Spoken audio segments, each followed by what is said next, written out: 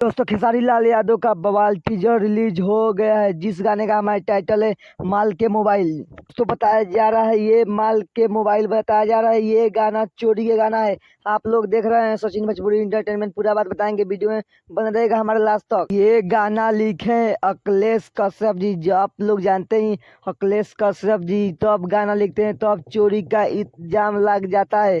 आप लोग को बता दें इस गाने में गाए हैं खेसारी लाल यादव और शिल्पी राज ने, जो भोजपुरी के सबसे बड़ा सिंगर हैं। दोस्तों आप सबको बता दूं माल के मोबाइल ये गाना और पूर्णा फिल्म्स पर रिलीज होगा, इसका टीजर आ गया है। आप लोग नहीं देखे हैं तो जाकर देख लीजिए अन्नपूर्णा फिल्म्स पर इस टीजर को। लोग को बता दूं खेसारी लाल यादव का गाना रिलीज होने से पहले ही चोरी का इल्जाम लग चुका है।